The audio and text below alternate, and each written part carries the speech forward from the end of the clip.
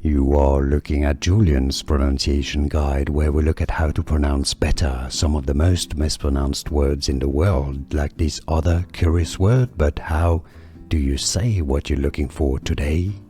We are looking at how to pronounce this name, as well as how to say more interesting but often confusing names from history. There are many mispronounced, so make sure to stay tuned to the channel if you enjoy learning.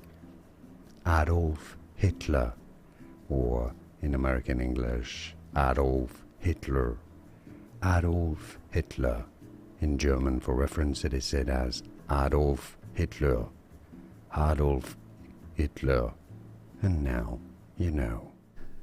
Here are more videos on how to pronounce more confusing words and names too many mispronounced. Like this video if you found it useful. I appreciate your support. I'll see you soon and thanks for watching.